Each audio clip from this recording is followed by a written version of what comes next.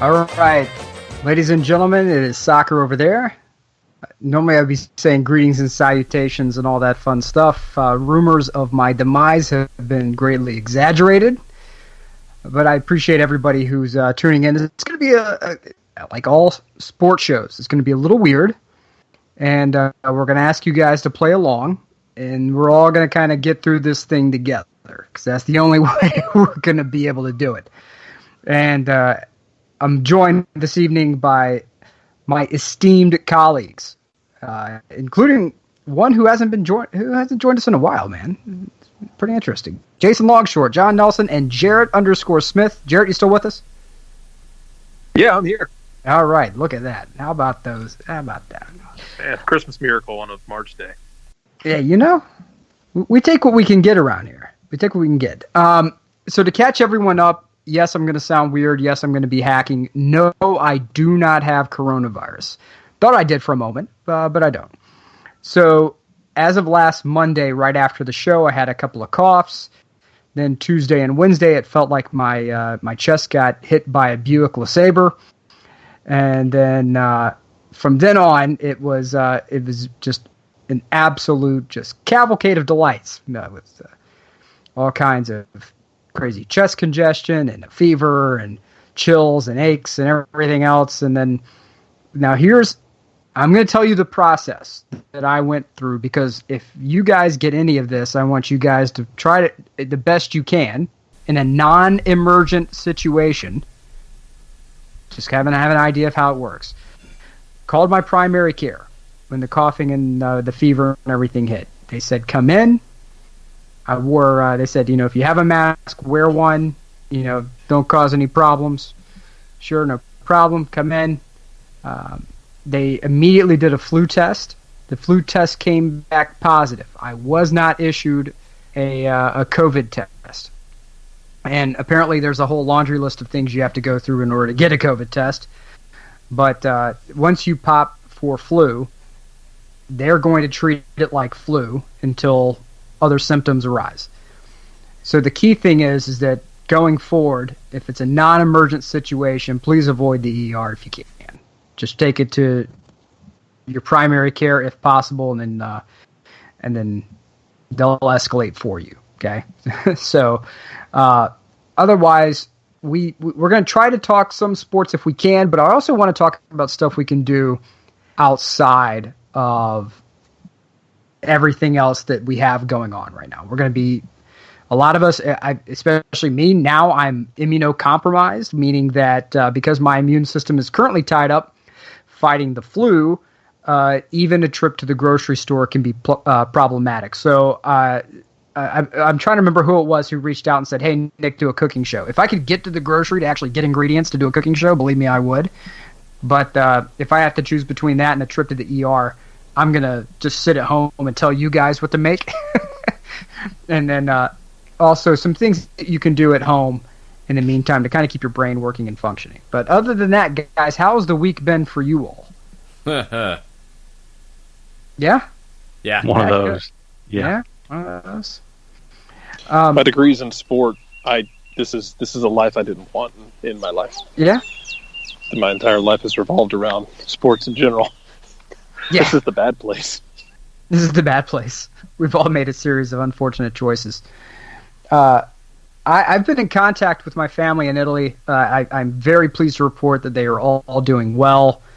And they are all doing well in a country that has been dealing with so much because they've been following the basic guidelines, which is stay home, don't go out, don't go partying.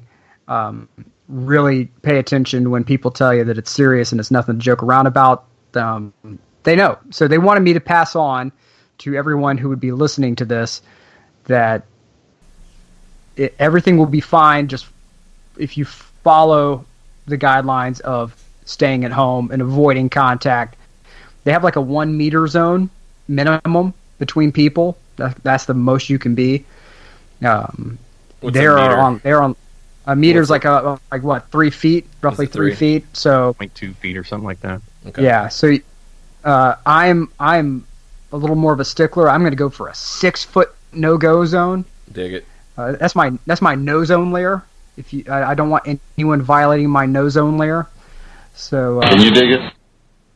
That's right. I can absolutely dig it. So, they don't allow any sitting in restaurants or bars or anything like that. In fact, you can't even go out in Italy now unless it's to the grocery store or to a pharmacy. So I don't know if we're going to get there or not. I have no idea. Store pharmacy situation like?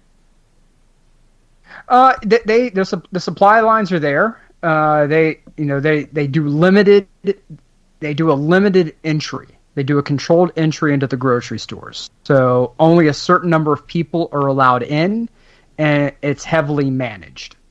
When possible, they do curbside drop-off. So that's the situation from a pharmacy standpoint. They're okay.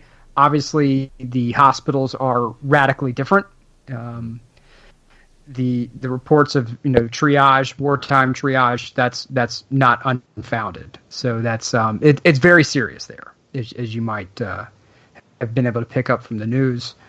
If you have Roku and you would like to sort of get the same sort of preview of what's coming and what is a possibility, if you have Roku and you can download the Ciao Italia app, which is CIAO Italia app, and they have Italian movies, Italian television shows, and access to Sky Italia News, and that's essentially where I've been picking up for the past 3+ weeks on what's been happening over there, and sort of kind of looking at what was happening here, and kind of gauging. Oh yeah, well we're about 10 to 15 days behind Italy.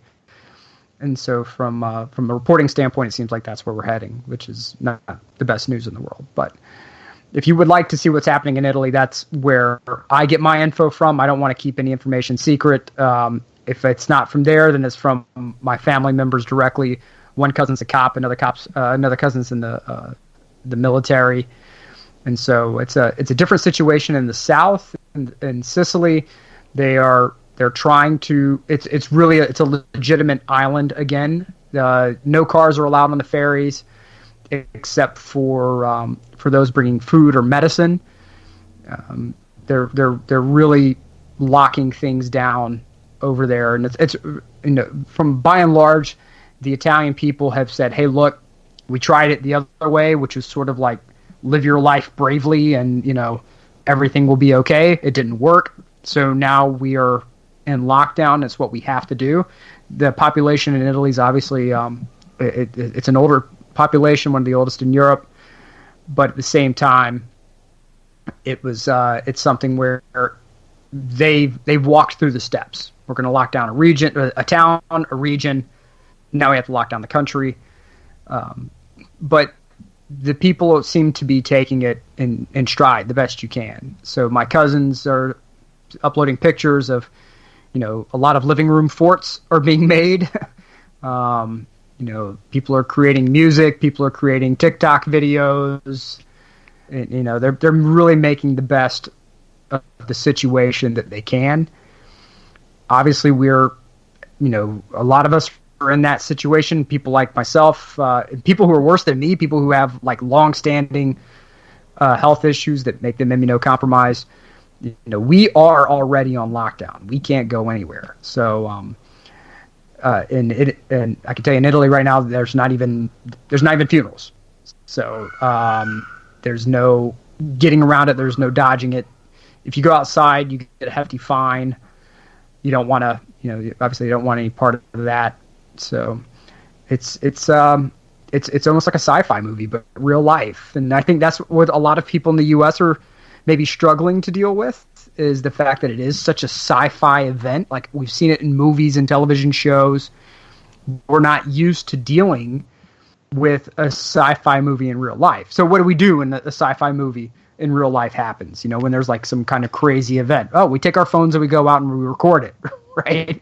And we handle it like we would a sort of like a terrorist event, where it's like, oh, well, we will be brave and continue and live our lives. And that was like step one for Italy, especially when in Milan it was that way. and then their cases went from like 66 to several thousand overnight, literally. So it's something to keep in mind. I'm not an epidemiologist, so I'm not going to try to give you advice from as an epidemiologist would. I can just tell you what has happened, and that is that it really is best to heed what the people are saying. If you're not going to listen, if you don't believe what the people here are saying, just look at what happened in Italy and hear what my cousins are saying, which is essentially don't be like us, follow the rules, follow the guidelines, and it's going to suck for a little while, but I promise you it will be better, because it's not just, I'm 39. I would say I'm in very good health.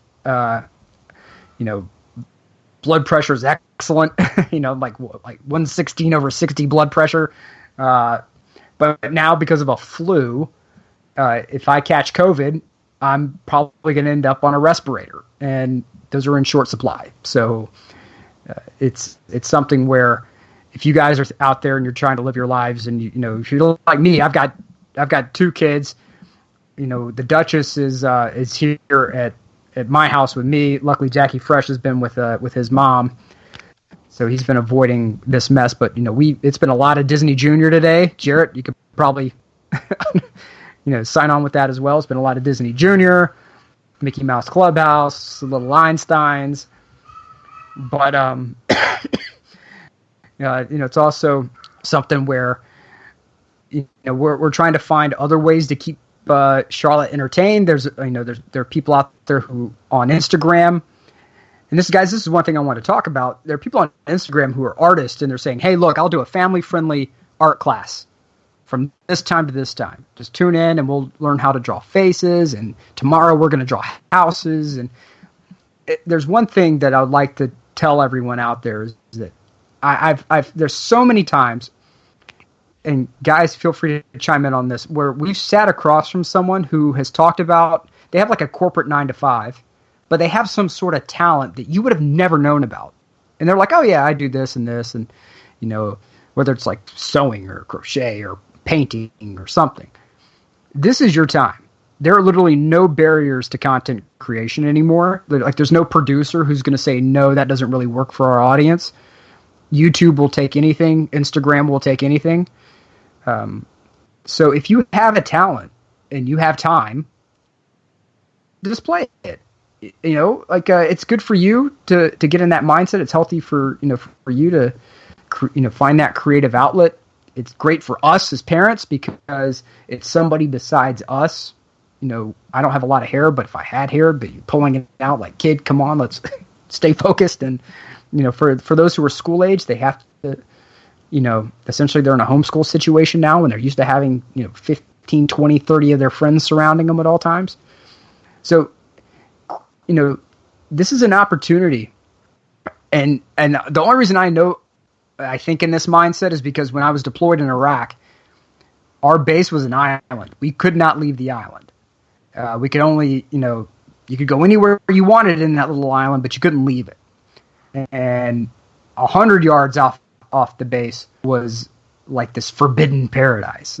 Of course, it wasn't. It was open desert, but you had to start thinking of ways to keep yourself entertained. And you started having to. So you had some Marines who started teaching classes. You had some Marines who, were a barber before they enlisted, so they started cutting hair. You had tattoo artists who had their equipment shipped over. They started doing tattoos, which, I mean, you want a deployment tattoo, by all means, be my guest. I didn't get one, but whatever. But in this case, we have to start doing that. We have to start mining some of our talents. And there's nothing saying you can't create a podcast. If you have a phone, you can create a podcast. And if just turn on ESPN, you have reporters who are standing in front of their walk-in closet doing drops about the NFL right now, in front of their walk-in closet with like a cell phone. If they can do that, you can do that.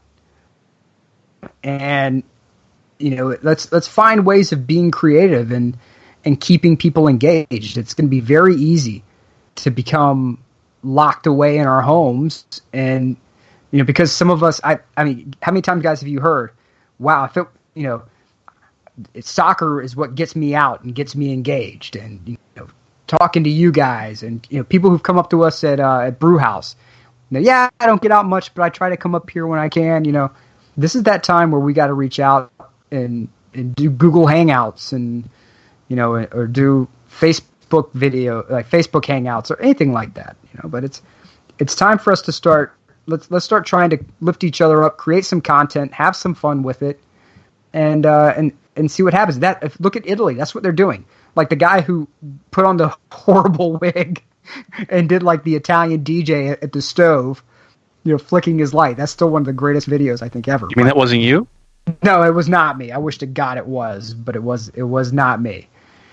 So, but this is what we need to do. We need to find little ways of keeping ourselves up, because this can last 2 weeks. It can last months. We don't know, but we have to make the most of it while we can. And creating content, reaching out, keeping ourselves busy, that's going to really help. I will be doing. In fact, I will drop the sauce recipe in this podcast. Oh wow! I wasn't planning on doing it, but I'm going to because we have to find something new. And I'll give the story behind both the sauce and the meatballs and why, especially the meatball recipe is special to me, more so even than the sauce. But guys, anything you want to chime in on this?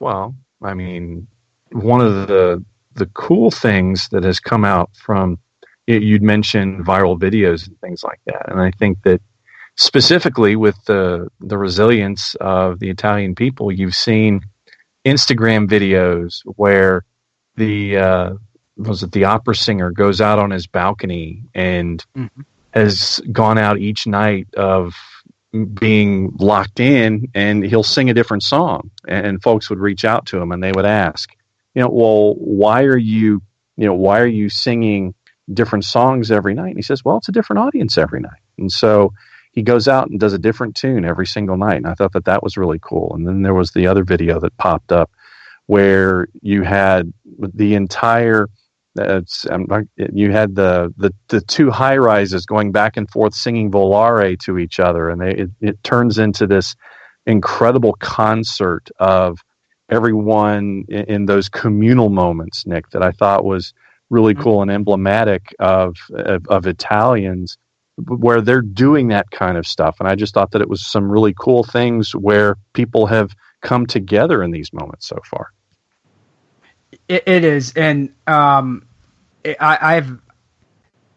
think you guys have always known that I've been very, very proud of my Italian heritage. And that's never been more so. That feeling has never been stronger than it is now, because it is, they had 368 people who died in a 24-hour period. Let's be very honest with these numbers. And it's one thing that say, well, okay, well, yeah, pick the whole population and 368 people dying in one day. Okay, well, no, that's terrible, because that's someone's family member, that's someone's best friend. And these people are saying, you know what, we have to continue. As hard as it is, we have to continue. And it's not just enough to continue, but we have to try to provide an uplift for people as well. Because it's very easy to get dark right now. It is extraordinarily easy to find that little pocket of ourselves where we go when things are bad and just live. Bring up the walls, bolt the doors. I'm in my dark place.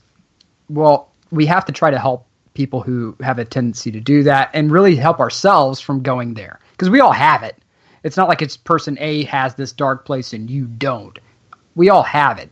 We just have to figure out how to keep ourselves from it. And that's what the Italian people are doing. They're saying, hey, look, maybe there's somebody across this, the way who is in a bad place right now. Let me, I'm going to play a little bit of music and sing a song maybe and try to uplift some people. And you have parents who are having their kids write, andrà tutto bene, which is, everything will be okay. And they're with little smiley faces and handprints, and they're hanging it off their balcony. And you have people who are hold in towns that are wearing the uniforms of their favorite teams, and they're doing team chants from their balconies.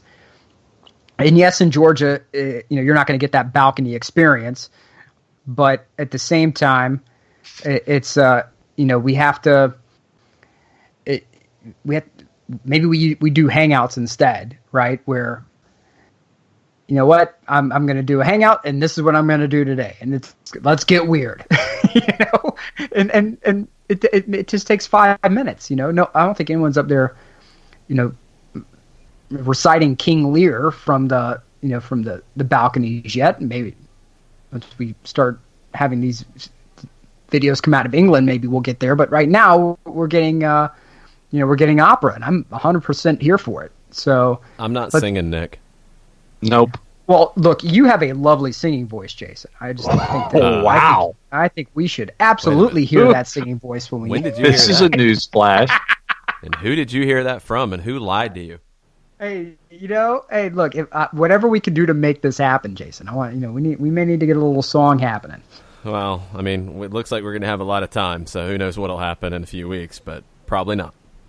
I was a DJ. Right. I played songs. I didn't sing songs. You played songs. All right. Well, we'll get some playlist happening. So that was here. so. Jason, was that you on the stovetop? No, that was not me. I didn't DJ like that, John. There are many different DJs. I've been doing that every morning, and it's actually been kind of fun and a little bit of just a release because, I mean, I wake up early. I typically, when we have a 9 o'clock show, I was typically up at 6:30, studying and catching up on all the news. And, well, show prep's not really the same right now. There's not really much to check in on. So I'm doing a playlist of YouTube videos instead. Trying to pick, different versions of songs, live versions, covers, not maybe like the obvious choices on songs, just to do something different. That's my little contribution. It's better than me singing. But that's the thing, is that there's going to be stuff we're going to burn through the books in our houses. We're going to go through our playlist 900 times. So having things like that playlist, right, that you put out there, maybe somebody hears a song or a type of music that they were previously not even remotely interested in, that now they can say, oh, maybe I'll give that a try. I know that Moog and Korg, which are musical instrument companies, they like synthesizers and beats and things like that. They are making certain apps of theirs free. I know it through the iTunes App Store. You can go there and so if you want to meddle with beat creation, and you say, well, I don't know anything about creating beats. Well, let's go ahead and tie this to one other thing. And this is, I'm sorry, it's a free plug, but on the online learning portal Masterclass, they have people on there who will teach you how to make beats. Like if you have a guitar, they have a class where Tom Morello from Rage Against the Machine will teach you from ground up how to play guitar. I mean, this is Timbaland. Yeah, that Timbaland teaches you how to produce music and make beats. I think Timbaland's pretty good. So, Tom Morello teaches electric guitar. Carlos Santana teaches the art and soul of guitar. Let's see. Armin van Buuren teaches dance music. Herbie Hancock teaches jazz. I mean, that not bad, right? But it's something where there are other, on YouTube, we call it YouTube University sometimes. There are free classes. People who just have this gift and talent, and they're just creating content. Let's learn something new. For me, I'm gonna get fit. I'm gonna have to, there's luckily I have a space where and some people decided they didn't want their exercise equipment anymore, and I'm, hey, look, I have no problem taking free stuff. So I have some exercise equipment that I'm going to be using, and I'm going to hopefully, when I see you guys, whenever we get the okay, I'm going to be looking nice and fit. I'm going to be pale as anything, and that's okay. But I'm going to be fit. So you're going to be buff and have the stuff, is what you're saying? I will be buff, and I will attempt to have the stuff. I don't have access to supplements, so I can't exactly have the stuff. But I can at least get lean. That's the key. Okay. That's what I'm doing, and I'm also subscribing to Masterclass. I've been a subscriber to that for a while, and they have people in there who in the 3-star Michelin chefs who will teach you how to cook from the basics up. Some of those classes you can find free on YouTube as well. But let's take this opportunity to either provide content or learn something new that we hadn't thought of. Like if there's anyone out there who's willing to give like free Spanish lessons or I don't care, Polish lessons, whatever, let's do it. I'm here for it. I'll subscribe to any of it. Let's go. So just kick it over. Think of what you guys can whatever you guys want to put out there. It's let's get weird. Who cares? You want to get weird? I've got something weird if you want to get weird.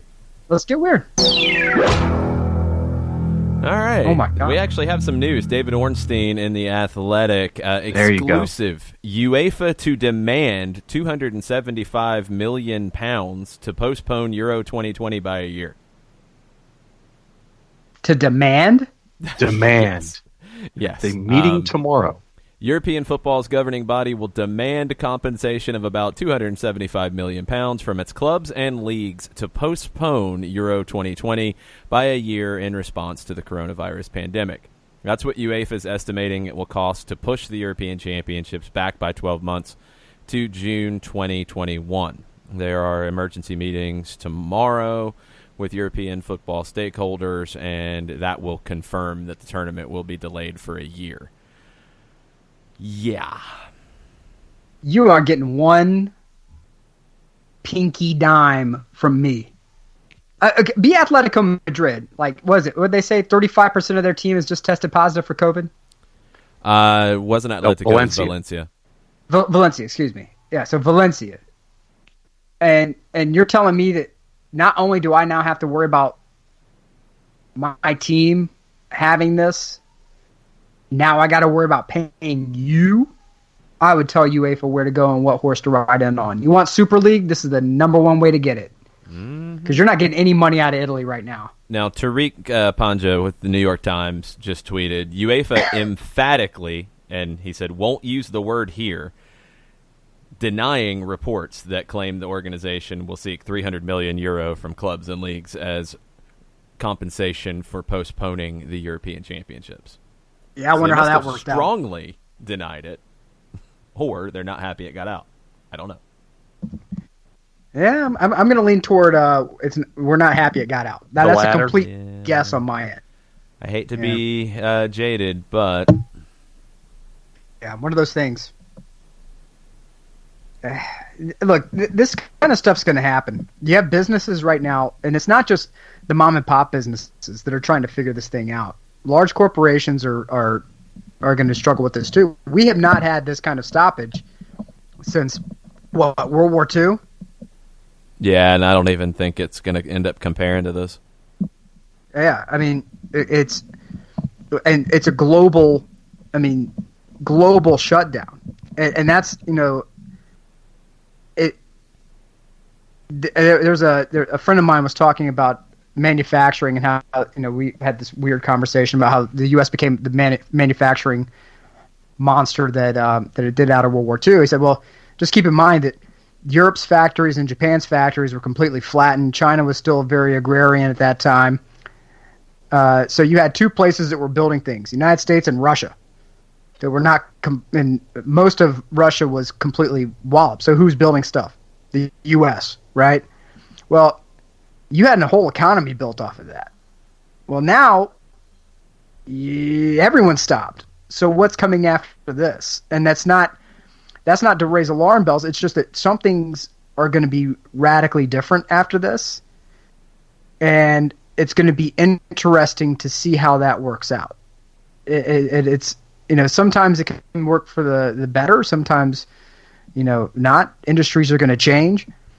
But the sports world, the entertainment world, content creation, all of these things are going to be, and that's the area where I feel very comfortable talking. It's going to be completely different. What defines, like, studios and businesses are going to look at any way to save money they can. And if they say, well, man, we can. Obviously the money needs to go to talent, because why are we spending money on all this other crazy stuff when we've just proven for half of a year we can not just operate, but operate seamlessly, completely remote, and spread load this content, have people all over the place, and just have content creators and pay them instead. There could be a market there. It's going to be completely different. So somebody posted a question of, do we think that television viewership is going to be up after this more so than it was previously? I think that's a complete coin toss, because one of two things. Yes. Yeah. Well, I think this could early.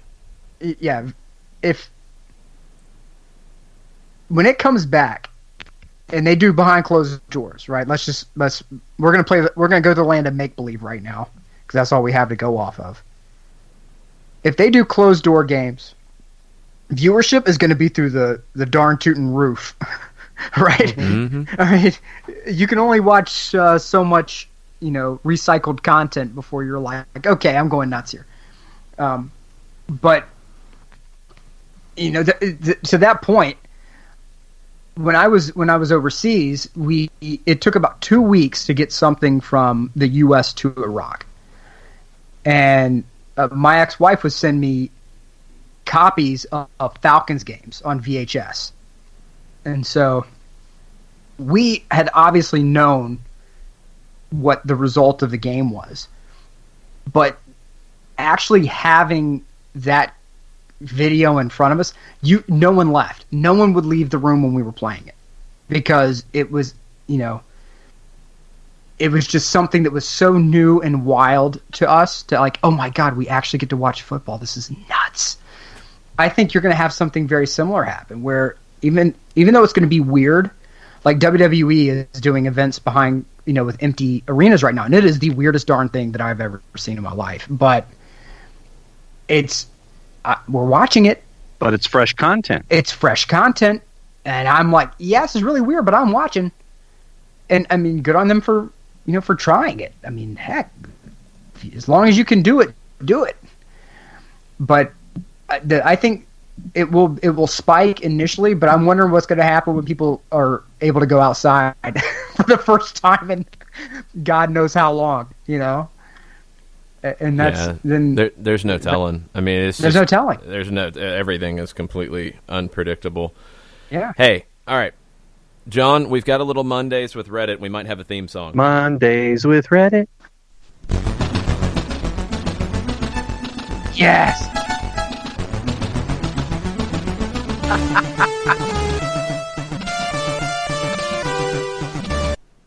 Is that the theme song from Bionic Commando? That's incredible. It is a Commodore 64 game called The Vikings. Oh, Okay. I love it so much. I thought I came back to that Commodore, man. That was amazing. Theming was pretty sweet, though. Yeah, we've got 2 other games from Commodore 64 that we might try out if we get more Mondays with Reddit. But this one is from The Times in London, and I don't have the author of it, but they have reported that the clubs occupying the championship's promotion and playoff places, Leeds United, West Brom, Fulham, Brentford, Forest, and Preston North End, held a secret emergency meeting, I guess today, it could have been late yesterday, to discuss their position. And they were having a further follow-up meeting via conference call and involving all of the championship teams. And they are ready to launch a legal challenge against their Premier League counterparts if they try to declare this season null and void and deny them 3 promotion places. The clubs are said to be, quote, seething about some of the statements coming from certain Premier League clubs calling for the season to be scrapped. West Ham. Karen Brady. West Ham's going to get, beat up in a dark alley at this point. Oh, They might be beaten up just on the street, period. It won't be in a dark alley. Everybody will do it in public. This is like the weirdest sequel to Green Street Hooligans I've ever seen. It's a lot of money we're talking about. Was it a £130 million lawsuit? I think that was the number that I saw. Oh, no, I'm just talking about if teams get promoted, how much money they'll make. Because that's 3 times that for coming up from the championship to the Premier League. Well, I thought that we were talking about that a situation where theoretically they would bring 3 teams up and not relegate anyone. That's one idea that's out there. Nothing is confirmed at all with this stuff at this point. But yeah, that was one idea that has been floated out there a little bit. And you'd start the season with 22, and then you drop 5 the following year, and all that kind of stuff. I've heard that as an option too. Oof. All of it's going to be nuts. Well, actually, hold on one second. Uh-oh. We might have a little more to work with here. Let me get back to our other options. Here we go. All right. We've got a little more Mondays with Reddit. Mondays with Reddit.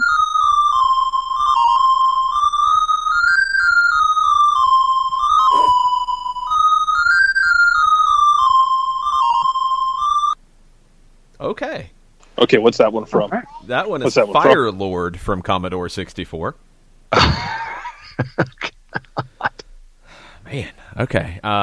The president of the Italian Football Federation, Gabriele Gravina, has said the 2019-20 Serie A campaign could be spread over 2 seasons in order to bring the league to a conclusion.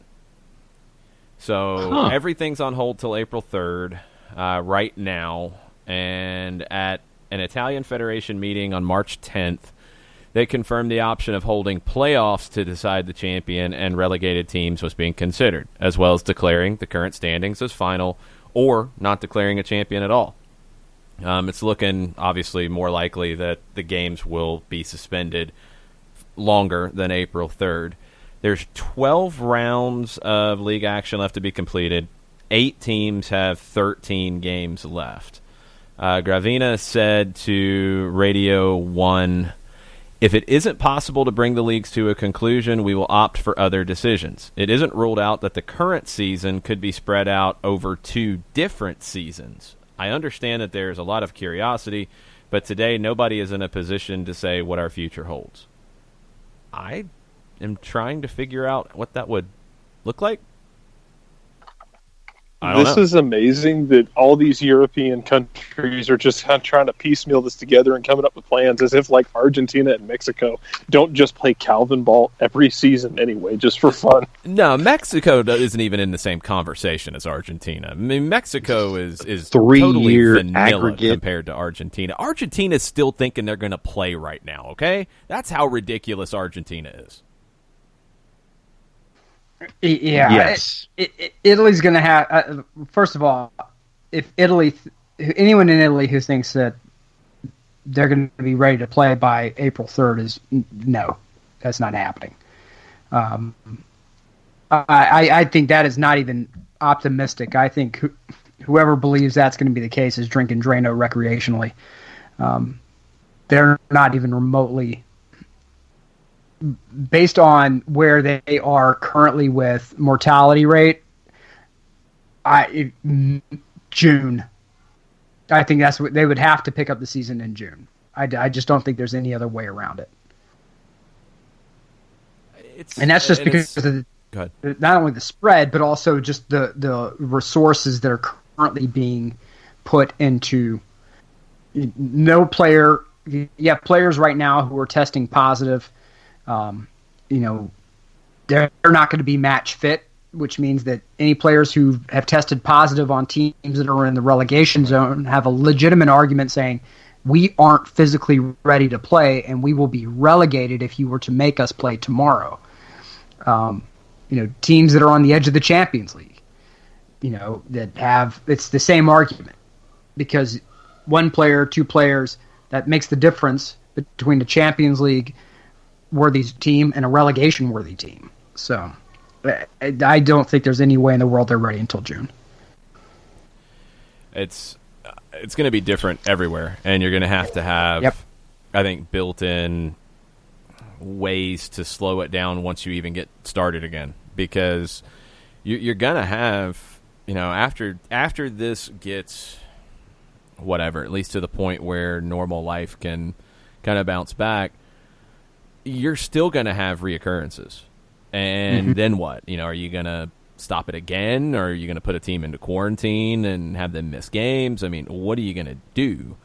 I think somewhere where we'll start to see this, I think, just figuring things out is going to be in China, because right now the Chinese Football Association is planning on restarting the Chinese Super League season on April 18th. That's their plan at this point. Now, they're obviously, the timeline is very different on what they've dealt with and where they are, but April 18th, it's a month away. If they're able to get started, maybe that gives you a bit of a blueprint. Maybe that gives you an idea of how to work through this stuff. I don't know. Mm-hmm. I think that's the same as the Chinese Basketball Association as well. It was early in April, maybe mid-April, when they were planning on getting restarted. Right.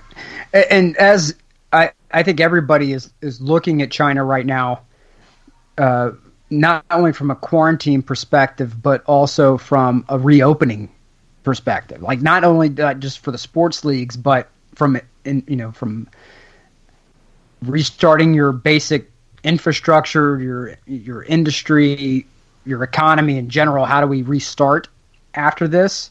Because you're not going to just be able to open the doors and say, okay, everybody back to work, because, all it takes is, one or two cases to flare back up, and we've seen how quickly this thing can spread. So you're going to have a lot of eyeballs from an economic standpoint and from a sporting perspective on China and how they do a tiered response to opening back up. And it's going to be interesting to see, especially with NBA, right?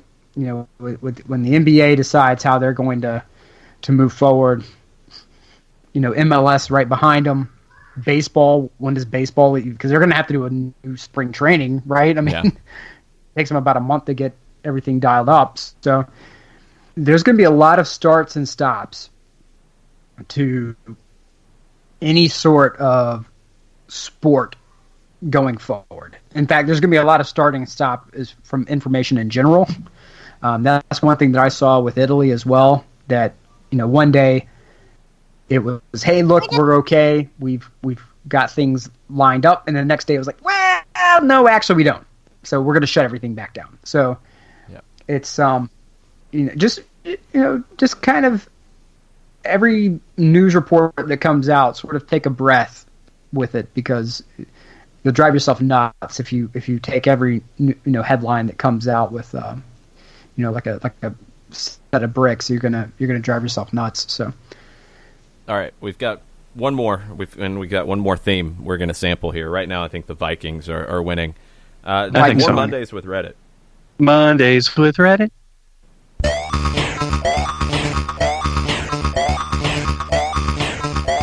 Oh no, we got a new winner now.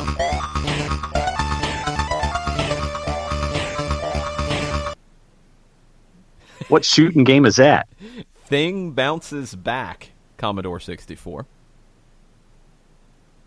Thing bounces back. I kind of want to find this game now. It has to be out there somewhere. Oh, Commodore 64, I think everything's out there. You can find Commodore 64 emulators and play it on a phone. It's pretty simple. I loved the Commodore 64, man. I was all about the Commodore 64. Hey, I've got an Atari here in Office HD that we've got to break out now. Whoa. I don't think you're going to be able to put that one on the internet, John. No, that's true. Yeah, it's not going to work. You're going to have to film it from your phone, and I'd like to see you try to figure out how to do that. Yeah, good luck on that one. Figure out how to connect it to your TV. John, assuming the Stanley Cup playoffs ever happen, I can always just bring over little Super Nintendo Mini and I've got it hooked up with NHL 94 on there. Is that the one that you can make people bleed? Yes. Okay, then that's the best. I played it on the Sega Genesis, but yes, that's the best. Apparently, the 94 is one of the C64 mini games are on YouTube, including Thing Bounces Back, and you can also download on Cool ROM. YouTube. You can. It says Thing Bounces Back ROM download for Commodore 64. All right, you're going to get all kinds of different kinds of viruses, since we're in the virus phase of the world these days. You're going to get some different ones if you do that, but, wash your computer's hands and go on. Here's the Mondays with Reddit that I was going to share. Mondays with Reddit? No, we already did that.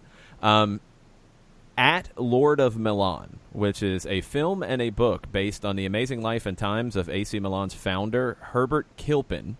They have made the film both in English and Italian available, free to watch at home on Vimeo. And I'm retweeting that right now from Soccer Down Here. So if you're looking for something to watch, it's about an hour, and they have made that publicly available. I will be watching that. I thought you would enjoy that one. Yeah, see, that's what I'm talking about. Digging stuff up like that. That's amazing. Commodore 64 and Lord of Milan. That's what we do. Right. And come up with new stingers for everything that we have on the network. Probably not. No? No, I don't think we can go everything Commodore 64. That might be a little bit of overkill. So one thing, Jarrett, are you still with us? Yep. All right, Jarrett, what are you doing to keep Ivy Board occupied during the day? Oh, man. She went to her Nana's today for part of the day. Otherwise, it's a 3-year-old that's into construction vehicles. So we just have construction vehicles for her to play with. And the game plan we failed on was to get like a little kiddie pool filled with dirt and gravel and just let her basically build her own construction site. There you go. That's right. Yeah. That's right. See, Ivy Board. That's what I'm talking about. And apparently Wu-Tang Clan has come out a way to protect your neck against the coronavirus. Ooh. Okay. I'm sure let's hear what the Wu has to say. W, wash hands. U, use mask properly. T, touch nothing. A, avoid large crowds. N, never touch your face with unclean hands. G, go to the hospital if you have severe symptoms. Protect your neck. Yeah. Wu-Tang is for the children. Absolutely valid. If you haven't followed along, we talk about Argentina a lot and how crazy Argentina is. They still have not canceled not even the season completed. It's this Copa de la Superliga mini-season nonsense thing that they're doing. They're playing behind closed doors. They finished the first round of games. River Plate refused to play. They said, nah, we ain't coming. They were supposed to host Atletico Tucumán. Atletico Tucumán's kit man showed up. Gates locked. Couldn't get in. So now they're in trouble, and we'll see what happens with them.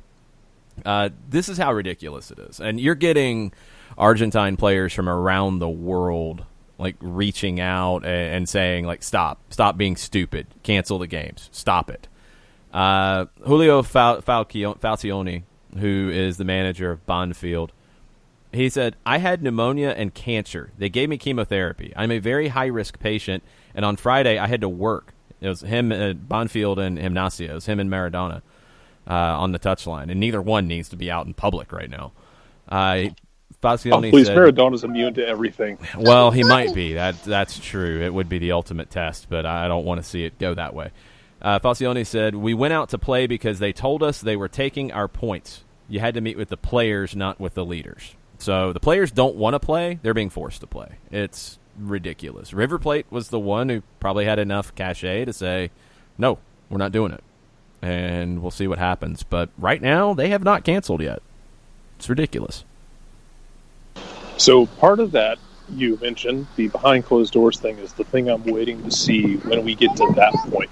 Because you're not going to put, especially American sports, but it goes to the rest of the world too, you're not going to put 60,000 people in a stadium coming on the back end of a pandemic But at what point do you start playing behind closed doors games just to try and get the schedule caught up in other sports? Yeah, that's going to be interesting because it'll be a different conversation than what it is now, because right now you haven't dealt with anything yet. So is it actually going to help you? Well, obviously, go ask Valencia about how they feel about playing behind closed doors right now. It didn't do anything good for them. Coming after everything, maybe it's a different conversation. I don't know. I do think that would be the way to ease back in if they're able to do it. But I'm not a doctor. I don't know if that's going to be, the right way to ease back in. It makes some sense, but I don't know how feasible it is, and definitely have no idea when that would even be remotely feasible. Or is that, where you would have the exhibition matches, the training camp stuff to get you geared for the season? You do that as your your trial be behind closed doors. I think that's not even the conversation. I think it's about, can you get back to league play faster by playing games behind closed doors to do it? I don't know. I don't know how different it would be on the back end of it rather than the front end like we are now. Obviously, on the front end, it has done nothing good. On the back end, it seems like it would be a different conversation, but I don't know. Then, they're going to get. It's going to take a Rudy Gobert situation for them to get everything locked down. I mean, that's the only way it sounds like they're going to. I think there's enough pressure now to where it might be different. They might cancel this at some point. I'm surprised it hasn't been announced today, but I have not seen it as of yet.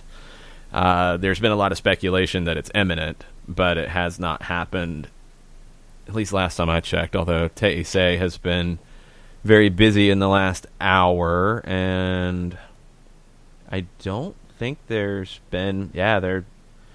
So it looks like tomorrow the announcement will be made that they will stop for at least 2 weeks. But it has not been announced publicly just yet. But there have been meetings all day at the AFA, the Asociación de Fútbol Argentino. And I'm trying to think of the countries that are still online playing matches. It's what? Turkey? And Turkey Russia just had a number of coronavirus cases announced today. I think I don't know how they've managed it, but they're in the 40s, I think, total right now. I guess that's why they've been able to continue playing. Russia, who knows? I mean, they're not reporting anything, obviously, so I don't know if anybody has a clue what's going on there. Yeah, the last thing I saw was one of the people who I follow on Twitter. She's of Ukrainian descent, but she posted a video out of Russia where they were screaming, "We're all gonna die." Oh, saw that. Yeah. Yeah, from the ultra section, but they were like jumping up and down singing it, and she's like, "This is the most Russian thing I've ever seen in my entire life." And it's like, all right, well, I guess if that's how you want to go, that's your business. But look, it's everyone's going to handle their own business their own way. And I think what all of this shows is it's up to you individually to decide how much of a factor you want to be in this whole thing. If you... I don't understand, just because, look, we'll take Turkey as an example. Turkey wants to keep going with their games. That doesn't mean you have to go to the stadium, right?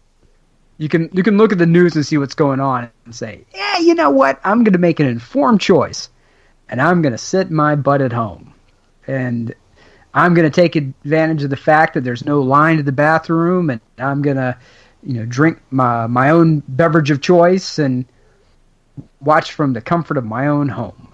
And it works. And in this case, maybe it's time to be professionally lazy for a little bit. Let's all try to be professionally lazy. What can we do to do as little as humanly possible?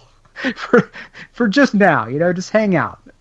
If you want to go can get play fit, Commodore get fit in your 64 emulators. We could play Commodore 64 emulators. We can, Or you could watch Lanús and Argentinos Juniors. No, that's the whole point. No, I'm not giving them any metrics. No one who's doing any sort of live sport with a crowd. You're getting 0 of my eyeball time. I've tried. I'd like to watch. I would have liked to have watched some of the games from Mexico this weekend. I couldn't. Just couldn't get interested. Tried to watch a little bit of Superliga. Just could not really get into it. And here's one thing. If this is gonna be my little soapbox time before I dive into cooking. Yes. I posted on my personal Facebook, which I know I'm showing my age. But there's a little bookstore in Decatur called Little Shop of Stories, and yes, it is amazing. Right when all of this goes past and we get back to some level of normalcy, it's a must. Especially if you have kids, they do like story times and circle times. They have train tables and they have books for adults as well. So you can just send your kid over to story time while you go and look for the book of your choice. They have started a thing where if you live, and I can't remember the Decatur's zip code off the top of my head, but if you live in the Decatur zip code, 30030. There you go. If you live in that zip code, they will deliver a book to you. Like all you pay is the book, free delivery. If you want it wrapped, they'll wrap it, whatever. But they will deliver the book. They will get in their own car and drive it over and drop the book to you. Or if you live outside of the zip code, they will ship the book to you. And why am I saying hit these guys up instead of Amazon? Amazon's shipping a lot of stuff right now, but our local friends, who have restaurants and have been very cool to, the show and to you out there in the listening world, they've been there for us on nights when, we were bored and we needed a beer and needed some company, and, they were there for us, and, we needed a fun place to watch the games because we were too cheap and lapsed on our cable bill, and the cable company shut our stuff off. Well, we could go down to the brew house and, one of the 9,474 televisions, and, we could watch some games. And we can't forget about our friends who are part of the local business scene in all of this. And one thing that I would like to do is, for all of our, soccer-friendly businesses out there and businesses in general, how are you guys changing your business model to adjust? Because Little Shop of Stories is delivering free, and they're also doing curbside. So if you can call them up and say, hey, I need book X. Okay, cool. I'll be there in 20 minutes. No problem. Call when you get here. You call, they walk up, they will drop it in your trunk, and whoop, you're on your way. I know there are a lot of restaurants now that have to go to just take out. If you get an opportunity and you have the financial means, get something from them. Find the businesses that have taken care of you and get something from them. Like you plate of wings or something to go or something. And see if your friends that are local and nearby, your neighbors, can do the same. Because the real tragedy in all this would be if we get through this, no problem, it's everyone with their health intact, God willing, and we're minus some of our favorite local haunts. That's going to be a problem. So let's try to see if we can take care of our friends while we can, and order some stuff. Breaking news. Not soccer related, but this is one of the events soccer that we were kind of waiting to see what was going to happen. WWE just released a statement. In coordination with local partners and government officials, WrestleMania and all related events in Tampa Bay will not take place. However, WrestleMania will still stream live on Sunday, April 5th at 7 p.m. Eastern Time on WWE Network and be available on pay-per-view. Only essential personnel will be on the closed set at WWE's training facility in Orlando, Florida to produce WrestleMania. Wow. Because there was talk that the Saudi Sports Council was going to front that cost or front the revenue. The city of Tampa was going to, they had said that it was going to be mid $70 million worth of revenue that was going to be there for that particular event. And the Saudi Sports Council, it was rumored, was going to sit there and say, yeah, tell you what, we'll pay you $70 million if you have WrestleMania here. You're getting cases over there. That wouldn't change anything. Yeah. I mean, it's just at the Performance Center. It's the only thing you can do because you can control the environment. You can lock it down. You can disinfect everything, and you can do what you've been doing. I mean, they're doing all their shows from there right now. NXT, Raw tonight will be from there.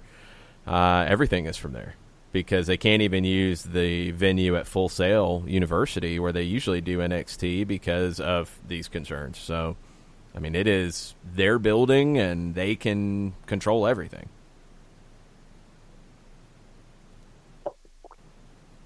Yeah. Did you guys watch SmackDown from the Performance Center? A little bit. A little bit, yeah. What'd you think? I mean, it's weird. It's really weird. You realize how important the audience is to an event like that because you're playing off of it and you're trying to get a reaction. That's the whole show. Yeah. So it's hard. Some performers handle it better than others because it's a whole different way of performing. Like, I think Bray Wyatt is probably one of the guys who the level of intensity that he's able to bring makes him okay in that environment. But John Cena, to me, does not work in that environment. Like, John Cena, to me, has to have a crowd. But I thought Bray Wyatt was really... He was probably the best of the bunch outside of Triple H. I thought Triple H outdid himself. But all right. So you teased it earlier, and people have responded to your tease. Oh, they have. You about ready to talk a little bit of cooking, Nick? Are you about ready for this? I am. Yeah, we want something delicious, but we forgot what it is. All right, so I'm going to. This is the sauce recipe.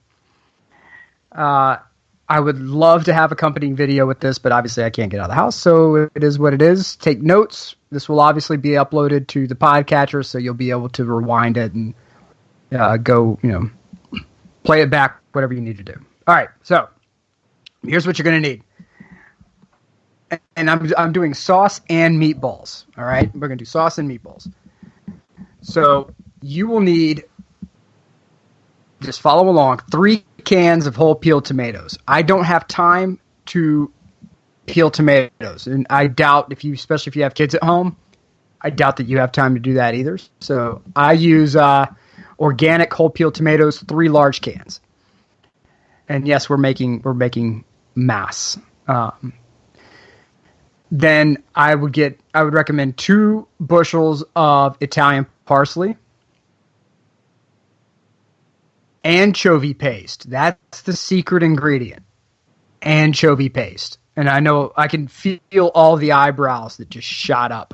But Nick, I don't like anchovies. Okay, Nick, I don't like anchovies. Right. Shocking, John. Shocking. You will not even be able to taste the anchovies in this. The anchovy paste is there to provide salt content.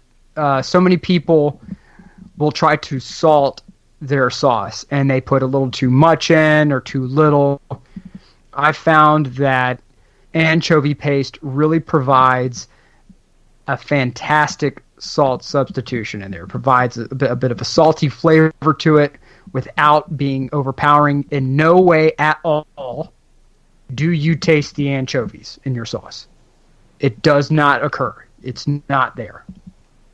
I would recommend getting 2 bulbs of garlic. 2 full bulbs. The larger the better. Olive oil. About 3 pounds roughly of ground beef. Wow. Hey, I'm trying to feed y'all. If something gets really dumb and you get locked down for 2 to 4 weeks, I'm trying to keep y'all fed. And really from there, red pepper flake, salt, pepper, and me personally, I like to use the fresh cracked salt and fresh cracked pepper. To me, it's just a better flavor than the pre-cracked stuff, and it's just a preference thing. You do what you want to do. And you can, of course, use Italian seasoning. That's going to go into the meatballs. So for the sauce itself, you get olive oil, a large stock pot, olive oil across the bottom, right? You're not trying to make this stuff swim in olive oil, but it needs to coat the bottom of the pan. Garlic, you're going to take 1 bulb of garlic. 1 bulb of garlic. You can peel it. I like to crush it. You can dice it however you want to do it. Throw it in the bottom of the pan. Squeeze the tube of anchovy paste in. Now, if you don't have anchovy paste or your grocery store nearby does not have anchovy paste, do not fret. You can get cans of anchovies. I would recommend about 3 cans of anchovies. You take a fork, you take the fillets, you start mashing them up, and you can create your own anchovy paste. Because in the end, anchovy paste is just pureed anchovy fillet with olive oil and sometimes a little bit of garlic in there as well. So you put all that into your stock pot, swirl it around, put the burner on medium low. Because we're not trying to burn the garlic, we're just trying to lightly brown it. Okay, we're just trying to release the aromatics of the garlic. So as you're doing this, keep stirring it because you don't want to burn it. You're going to take the cans. I want you to have the cans open.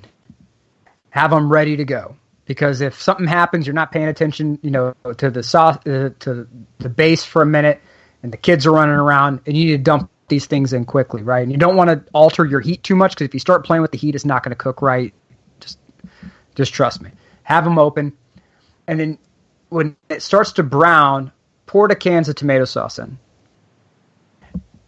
Take 1 of the bushels of Italian parsley and pick it, right? Just pick the leaves off and just start dumping them in. You can put onion in. You can dice onion. You can put it all in there. Dr. Wifey does not like, onion bits in her sauce. That's why I omitted onion earlier out of what I'm used to doing. But by all means, put onion in your stuff. You can put your onion in, your parsley. Take an immersion blender and blend it all up. You want to make sure you get all the tomato chunks, all that garlic, everything off the bottom of the pan, and really mix it up well. The more Italian parsley you put in, this is what my Uncle Yano put in. My Uncle Sebastiano put in Italian parsley over basil. Some people just love basil. That's fine. And I'll tell you at the end what you can do with all this stuff. Can we pause right there for 1 second? Sure. Can we get John's reflections on this? I'm taking it all in. I mean, it's the anchovies. I've never been a fan of anchovies. I understand the salt element of it all because I'm not a salt person. When was the last time you had anchovies? On a pizza 11 billion years ago, and okay, that's probably not even real. But anyway, but I understand the notion of using that to countermand putting too much salt into something. I understand that completely. As someone who is not a salt person, you really can taste when someone puts salt in there, and then when they put too much, for someone who is, I guess, salt sensitive, for lack of a better word, you can tell the difference, and you can really tell when somebody has put too much salt in there. I'm all for the massive amounts of meat that have been discussed. Why am I not surprised? Keep going. This is good. No, it's just, it's not an anchovy person. Look, can I ask you? Not necessarily one a garlic question? person either, but I understand the dynamic. Do you understand what an immersion blender is? I believe that'd be choice D. Hell no. That's what. All right. So it looks like a wand, okay? But at the end of the wand, there's almost like it almost looks like an umbrella almost at the end. And inside this umbrella are blades, right? It's like typically a 2-blade thing. Like a whisk with blades? Essentially, yes. And you put it down in there, and you just lower it into whatever you're wanting to blend, and it keeps you from having to pour it into a standard blender, right? Because you can just immerse the blades into what you're trying to blend up, and you just beep, beep, beep, beep, beep, and there you go. Okay. Yeah. If you want to hand crush your tomatoes, if you don't have an immersion blender, that's a viable option. This is why I just leave all this stuff to the professionals. Well, if it looks good, on the menu, then I order it, and then, like I said, just hey, dudes who can do it, do. Those who can't, eat. That's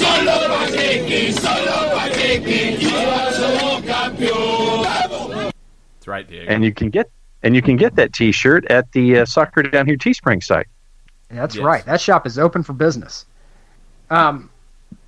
So the sauce right there, that is not. You have what a lot of people talk about with sauces. They call it the Sunday sauce, right? The sauce that mom or grandma would leave the sauce cooking all day long. This is not that sauce. This sauce is ready to go in 15 minutes. Okay, the cook time when you're done with the immersion blender, it is ready to rock in 15 minutes. That is your base marinara. It's going to taste very fresh. It's going to taste very fragrant, very light. The Sunday sauce is typically like a bolognese, where you're going to have a lot of meat products that cook into the sauce, where maybe you do some light browning so you can have like a more textured flavor on it, so it's not like boiled meat, or it's like you've cooked it in a pan a little bit, get that kind of char, that kind of caramelization on it, and then you cook it in with the sauce. That's like a bolognese. Yes, that's a Sunday sauce. That's what goes all day. Or if you're cooking meatballs in the sauce from raw to table ready, that's a Sunday sauce. In this case, I like my meatballs to have a bit of a char on them, a bit of a crisp. I like there to be the texture of the meatballs needs to be different. I don't want it just like a mushy meatball. That's just me. All right, so we take the meat. We're gonna put it in the pan, or put it in like a not a pan, but a like some sort of bowl, large bowl. You get some breadcrumbs. Like I use gluten-free breadcrumbs because Dr. Wifey is gluten-free. So I do breadcrumbs, an egg, and I start off with salt and pepper. Right, as it's packed in, salt, pepper, some breadcrumbs, and an egg. And I mix it up. And then I take red pepper flake, however spicy you want it, depending on your spice tolerance. And then I hand chop garlic, just dice it up, chop it up as fine as you can get it. I take the other bushel of Italian parsley, same thing. Chop it up. I take all that and I start mixing it in. The more I mix it, I just mix it all up. The key thing here, and I think where a lot of people go wrong, is they season a little bit, or they season a lot and then mix it up and call it good. If you do that, some of your meatballs will be super seasoned and some of them won't. So I really try to space out my seasoning, right? So I'll mix it, add seasoning, mix it, add seasoning, the best I can. I don't have time to season each one. Whatever you got that kind of time, my man, go for it. But when we mix all that stuff up, the whole time I'm gonna have the oven preheating to 400 degrees. I cook my meatballs in cast iron. You can put them on a cookie sheet. I find that they dry out if you do that. Another way to keep your meatballs from drying out, especially if you have an electric oven, electric tends to dry out meat for some reason. I leave it to the chefs to say why that's happening over gas. You can put onion. You can dice up onion and mix it in. It's the same thing with hamburgers. If you put onion in with your hamburgers or onion in with your meatballs, it helps keep the moisture. But you mix, again, you can mix your Italian seasoning in there if you want. You have your parsley mixed in, obviously. You can put garlic in there. You put your red pepper flake in there. Re-salt, re-pepper.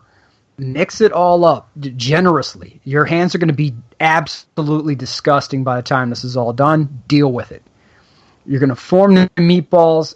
I like to at about the size of like a small fist, right? And just put them in a circle best you can. Load them up however many cast irons it takes to get it done. For me, it's one large cast iron and one medium cast iron is typically what it's going to fit in for my oven. And that's 3 pounds of ground beef. So take it from there. You cook it for 25 minutes. Flip them. I know what I just said. Flip them. Another 25 minutes. Then you're going to get that nice crispness on both sides of the meatball, right? And you're not necessarily having to roll them around and everything. But 25 minutes. If you're in an electric oven, go less. Like I would say like maybe 15 to 20 tops per side. Because again, you don't want to dry them out. And plus, if you want to cook them longer in the sauce, you can. But if you do this, it's really good. And that's if you are not lactose intolerant, take Parmesan cheese during this process and mix Parmesan cheese in with it as well. Ah, that's the good stuff. There you go. That's what I like to do. I like to take Parmesan cheese and put it in there, and I will mix. I'm talking like half a freaking container or more of Parmesan cheese. Just back up the truck, basically. Yep, and just put it in. One thing that I also like is if you can, Whole Foods has the chunks of Parmesan cheese. Break off a few chunks of Parmesan cheese as well. Make it almost like a prize in some of those meatballs, man. That melted Parmesan chunk that'll be in a couple of those meatballs is going to be amazing. But when you have all this going, you can add or take away anything you want. This is something that the recipes are now yours. Add, take away. Oh, but Nick, I can't do this or I can't do that. The breadcrumbs can be gluten-free. That's what I use. I find no difference between those and standard breadcrumbs. Parmesan cheese, I love Parmesan cheese in the meatballs, and that's how my great-grandmother used to do it as well. She would put cheese in there. Red pepper flake is something that I do. I like a little bit of heat on the meatballs as well. If you take the meatballs when they're done and you put them in the sauce, it's going to be good, right? If you let it sit for a day and then reheat it and serve it, it's amazing, right? Because then the meatballs have had time to really absorb all the flavor. So it's up to you on how you want to do it.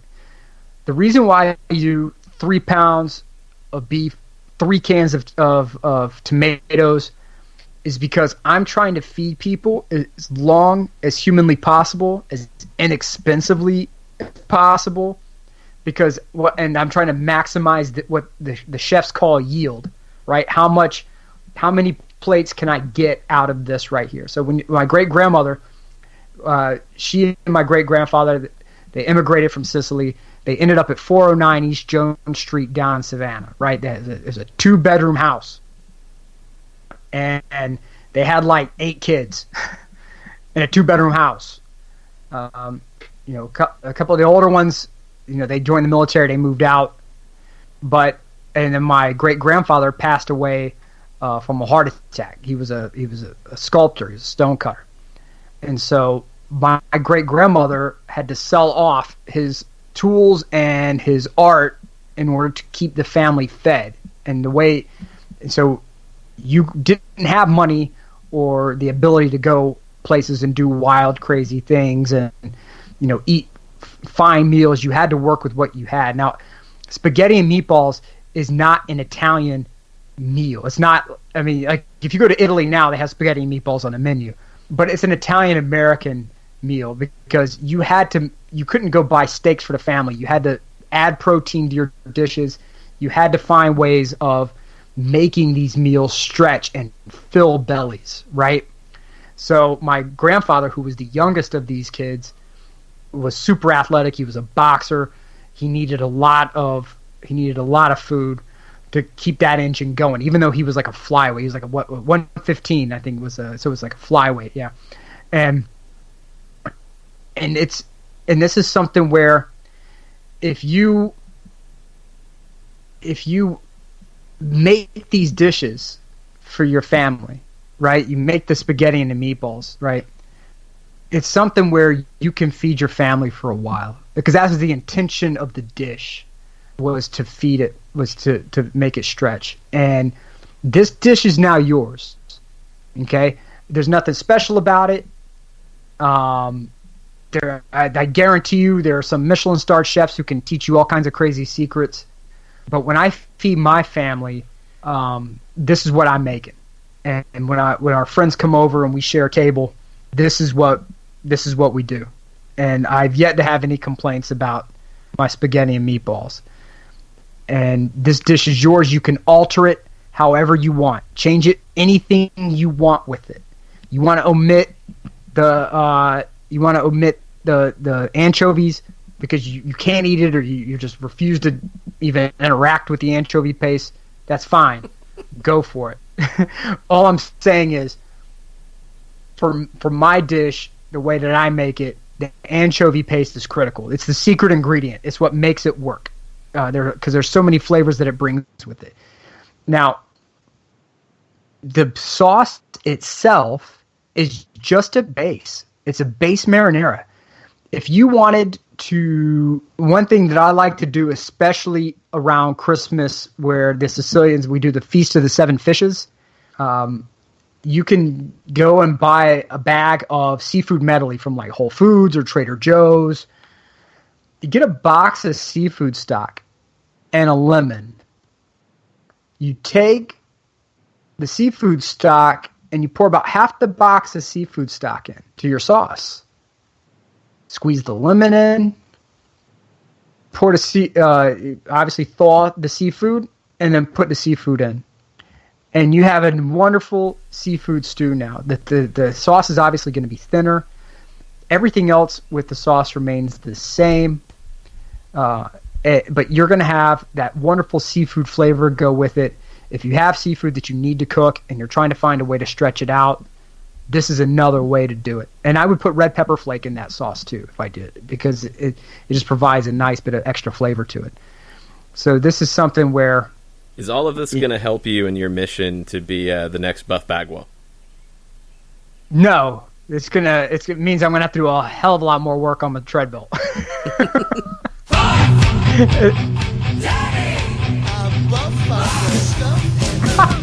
Oh yeah.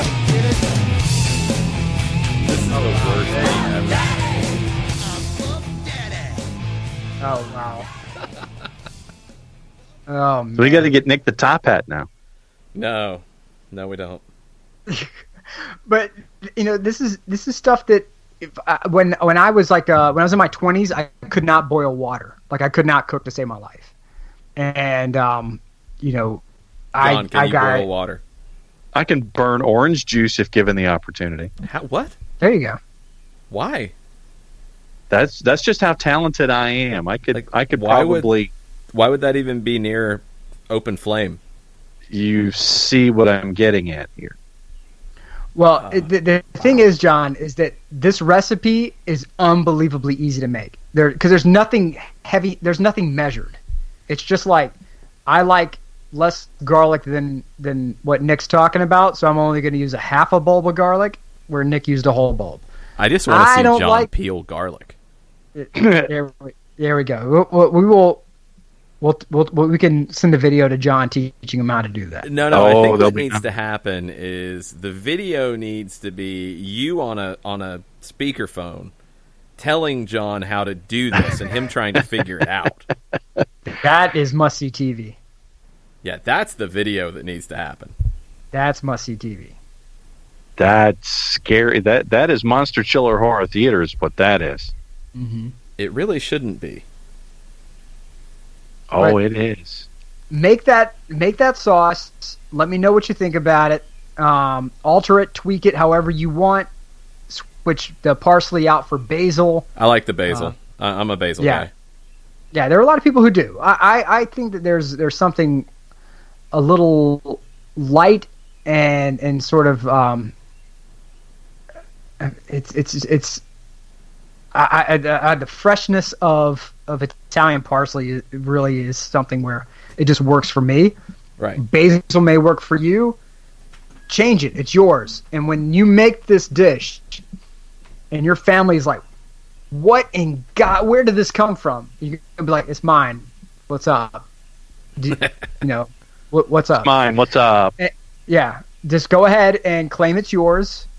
If they don't like it, you can claim it's mine. That's fine. You can say, well, this dude who claims he's the garlic bread warlord told me what to make.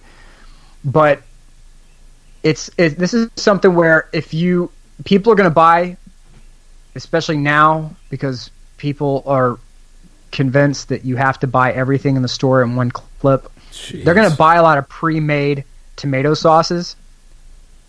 This is a way for you to have stuff on standby where you can make your own sauce. So that's the practical application. People buy the spaghetti sauces all up. What am I going to do? I have to make something. I have hungry kids that I've got to feed for a few days before I go out and Mad Max my way to the grocery store again. How do I do it? This is the way to do it.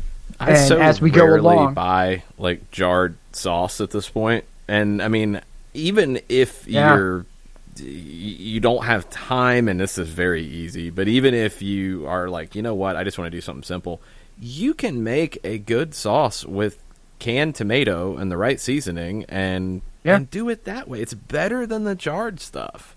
Almost always. It really is. It really is. The Duchess has several times. She'll try a jarred sauce. We've had to make on an emergency because either I had a show or I was working late, and the Duchess is like, no, this is not Daddy's sauce. So, it's, and again, there's so many different ways you can make it, and you know what goes into the sauce. You're controlling it. You know what goes into the sauce. Yeah, and that's the art of the possession of it all. It's like, this was my sauce. I created it, therefore. Yes, it's not something that's done out of a can, and you're not instantly dissatisfied with it because it was purchased out of a can. You had all the labor that was put into it, and it's not a lot of labor. No, that dispel that. No. I'm not saying that there's a lot of labor, but I'm saying that it was yours. It's the possession of what you've done and the investment of the time, and you made it out of the elements that are there in front of you. Yeah, every time you do something like this, you can do little tweaks, and you'll find little things that work. I mean, like, I tried one time after watching some cooking show, like, I had diced tomatoes. I had a can of diced tomatoes, had plenty of pasta. I was like, all right, how do I want to do this? And I did, like, butter and olive oil together, did the tomatoes in there, kind of, I didn't have an immersion blender at the time, just kind of smashed everything up together. Some garlic, some onion, simple, easy pasta. You add a little bit of pasta water to the sauce. It's good stuff. It's simple and super easy, and didn't really have much to do with it. Yeah, and one thing about Anthony Bourdain was somebody who I just looked up to for a long time, and in Kitchen Confidential, he talked about how one of the moments in life, like when you were able to cook a meal and feed your friends. Like that's a growth moment, like that's a moment where it's where really you are an adult. You can take care of yourself. I can make food on my own. I can cook things from scratch. And as we go along, I'm not dumping everything in one show. I mean, I can walk you guys through how to create a seafood stock from scratch. How we can do other things. Maybe make like a Creole Creole shrimp stew, things like that. Where, because a lot of these dishes, a lot of your favorite dishes, came from, okay, I got a bunch of stuff in the fridge. I got to make some food. This food's going to go bad if I don't make it. What am I going to make? Right? Gumbo, a lot of your etouffees, and whatever lasagna, basically. Goulash. Goulash, yeah. I mean, bolognese, it's like 3 or 4 different cuts of meat you're going to throw into a pot and cook, And there's different ways you can make it. But if you want to sweeten sauces, don't put sugar in. Put carrot. Carrot will sweeten the sauce. If you want a slightly sweeter sauce without making your kids go hyper, use carrot. So there are ways to do it. So it's something where as we go along, any bit of information that I have, I will be more than happy to share. Yeah, pick one a week. Stuff that I've stolen. Everything in cooking is stolen. Everything in cooking is stolen. I stole stuff from my great-grandmother. I stole stuff from my former father-in-law. I stole stuff from, my uncle, my great-uncle Yano. It's there. You Guy steal Fieri it, you make is it. completely original, Nick. Yeah, Down to the hair. there's only one. There's Down the only wardrobe. one ticket to Flavortown, guys. Chris Hutchison chimes in. He says the basic elements of we were talking about electric versus gas. He says the basic elements of common fuel gases are hydrogen, carbon. When the hydrogen burns, water vapor is produced. A fuel gas and oxygen react with each other in the burning. Water vapor is the product of combustion. Hence why you're getting maybe a little more a drier product with the electric oven over the gas. So thank you, Chris. Well done. That's good Thank you for science. explaining that. Look, I like that. See, we have such a fantastic knowledge base with our listeners that there's content out there, ladies and gentlemen. Feel free, go forth and create. But yes, we'll be dropping more stuff that you can do. And I think I'm gonna have again, to make some cacio e pepe this week. you see, and now you can explain to people in another show how you make that. Yeah, I've done it a few times. It's incredibly easy. If I'm not mistaken, and correct me if I'm wrong, Nick, this is what, at like a nice Italian restaurant, this is what the cooks are going to make when everybody's gone. It's the end of the night. It's super easy. This is what they make for themselves. Right. Yeah. When there was a period of time when I was right on the verge of being homeless, and then there was a little bit of time I was homeless, that I worked at an Italian restaurant, and I ate one meal a day. That was the work meal, right? And it was spaghetti and meatballs that I would eat, because if you did it right and you maybe snuck an extra meatball or two, you could make it last, which is important. So look over there. Yeah, don't look. What's going on over there? That's an extra meatball on this. Oh, how did that happen? But yeah, so it's something where, this is food that you can feed. You feed the crew at the end of the night to make sure everybody's leaving with a full belly, and it's something where hopefully you guys take this. You should be able to find these ingredients at any grocery store. Again, even now, substitute the I anchovy think so. paste. I think most places, when the run was happening, when the first run started happening, before I recognized that I was ill, which is why you guys should not go out, because you don't really know if you're sick, like me with the flu. I went to there was a Walmart marketplace right down the street from where I live, and that place was the carts were getting stacked, and a couple of things that were left were the instant masa, which is like the corn, where you can make tortillas by just adding water. That was left, shockingly. And then canned the actual canned tomatoes were left, but all the jarred spaghetti sauce was taken. So people are going to decide what is important. Like I'm still trying to figure out who's making the Game of Thrones, the throne, like the throne of the Seven Kingdoms out of toilet paper. Yeah, seriously. I want to know who's doing that, what you're going to eat. But as for me and mine, we're going to be eating well. I also have miso paste. I have a ton of miso paste, so we can do miso soup. We got some plain Jane ramen noodles that we can mix with some other stuff that can still stretch some meals. But this is stuff that you can get that people are going to overlook just because I don't think a lot of people know how to make stuff from scratch anymore. Like everybody just like, oh, I can take a jar of sauce and throw meat with it and I'm good. So this is something where maybe now you're a bit empowered, that you can, if you don't know how to cook, I've talked to people who say I have no idea how to cook anything. I don't have a lot of recipes and the internet's out there, but now through our show, there's something that you can take and provide for yourself and your family and whatnot. So, those ingredients theoretically should be there. I've had trouble. I had trouble sourcing Italian parsley, which is wild. But the Italian parsley was gone. Basil, you may still be able to get places. And keep in mind, guys, the supply chain is functioning. That's not the problem. It's not like stuff is not showing up. It's just that people are going Mad Max and loading their car up, and then they're going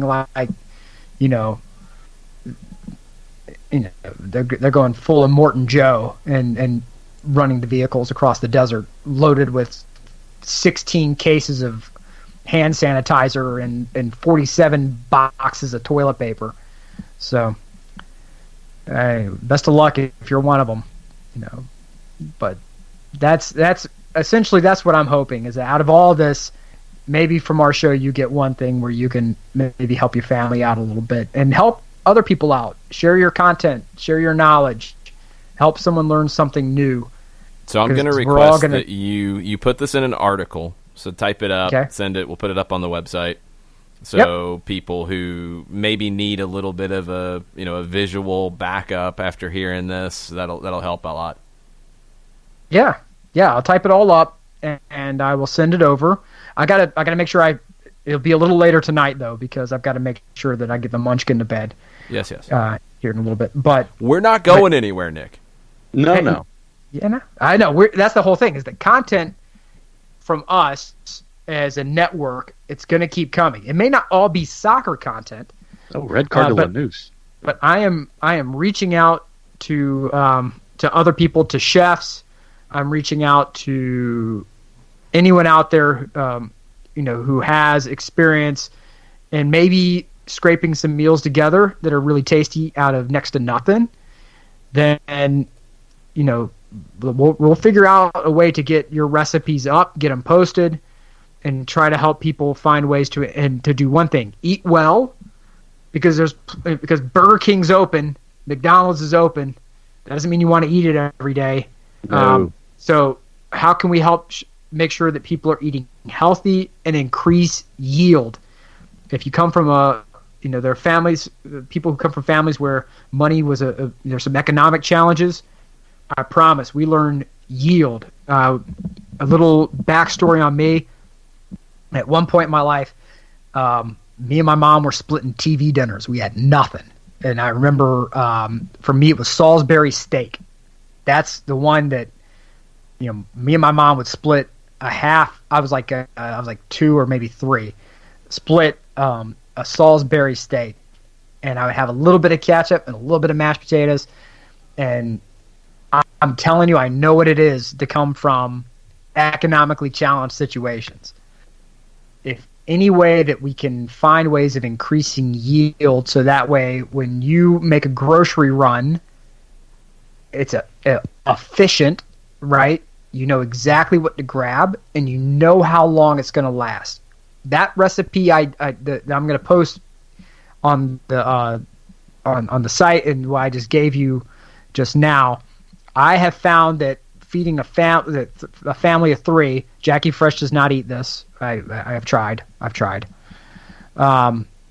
have found that typically if I make it on like a Sunday night, I can stretch it to Wednesday or Thursday. If I want to be very economical with it, I can freeze some and I can stretch it into even next week. So if you do it right, you can stretch this and you and your family will be eating really well for a while. So if you have recipes where you can get a lot of yield out of the food, by all means, share them with us. Let's make this common knowledge. Nobody needs to hide anything right now because we're all in a bad way. Let's make the best of it. When I say a bad way, I mean like we're all stuck in the same house. We're all stuck in houses and apartments, Mm-hmm. So when we make the grocery runs, let's not make 500 grocery runs. Let's make one and make it count. So that's what I plan on doing. Anybody else, feel free to join me in that endeavor. All right, we got one bit of soccer news to finish with. All right. After all of the nonsense, after all of the chaos, the legal battles, all of it, the demolition of old expo centers at the Nashville Fairgrounds for a new stadium started today. Yep. Wow. After okay. All the nonsense. Yep. All the nonsense. Started demolishing some of these old expo centers, and now they can actually move forward. All right. And Argentinos Juniors beat Lanús 1-0. Hopefully that's one of the last games. That's for hopefully, yeah. Costa Rica is still playing, actually, as well. That's another league that is continuing at the moment. And I think Rosario Central's match is coming up in 20 minutes. We'll see how all this goes. Just on a programming note in general, we will be doing shows as normally as we can because generally we function remotely anyway, so we're able to do it, from different places, all's well. We obviously won't be doing any live events for the foreseeable future. We'll let you know when we can. Be cool to see everybody, but that's going to be a minute. But that doesn't mean we're going to stop hanging out and talking pasta or soccer or video games from Commodore 64s or whatever else is going on because, that's just what we're doing at this point. Yeah, and with the stuff that we talked about at the beginning of the show, with the meetings happening in Europe this week, those should be, I'll just use the word interesting, to see what the ideas that come out of them are, because I think the EFL has a meeting either Wednesday or Thursday, the day after the UEFA meeting that is slated for tomorrow. So there's going to be a lot to talk about on an international scale, and and obviously if there's anything that anybody wants to talk about one way or the other, that's what we're here for. We're not going anyplace. So it's all going to trickle down. I mean, the UEFA meeting tomorrow is big. Once they kind of set some basic guidelines at the big international level in Europe, the domestic leagues can start to figure out next steps, and every single one has its own complications and its own battles that they're going to have to deal with. So there'll be plenty going on even when there's nothing going on. Chris Hutchison is apparently now starving. Yeah, me too. I'm going to grab a bite after we're done here and watch a little 316 Raw. Yeah, that'll be interesting. I think that the boss and I have invested in the local economy this evening. We will be having that after the show is over. Well, you can actually say where you got food from. That would probably be nice. I don't know where she got food. I'd have to go up to the mid-level to find out where she got food from. Well, and hey, here's the thing. If you have, I don't know if we can do this, but if we can. We can do whatever we want, Nick.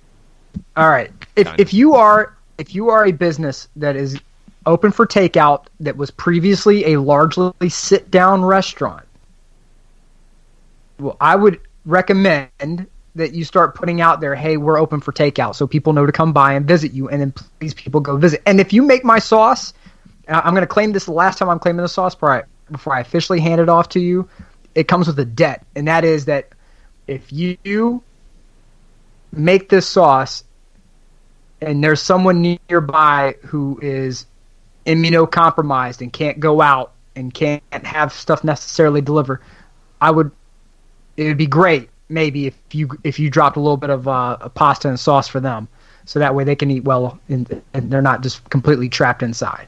Don't hang out with them. Don't hang out with them.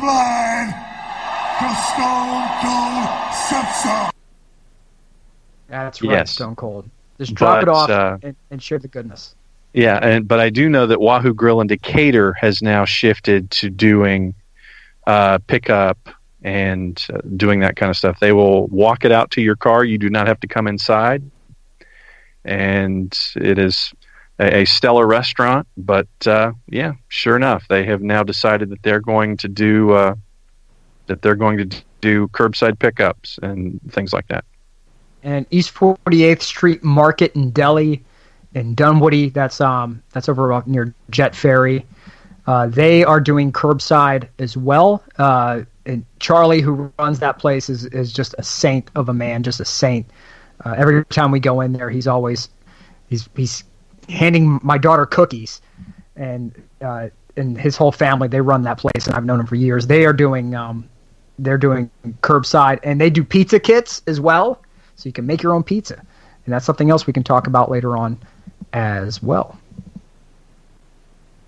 So, But there will be there'll be plenty to talk about, plenty to go through, and whatever topic comes across folks' minds. I mean, we've had folks give us topics this morning on the morning show about updates for the original Atlanta United roster and things like that. So it's going to take obviously some research, but whatever's on your mind, seriously, that's what we're here for. It's good to talk, and just it'll be good to keep the conversations going, whether if it's about cooking over here or anything else.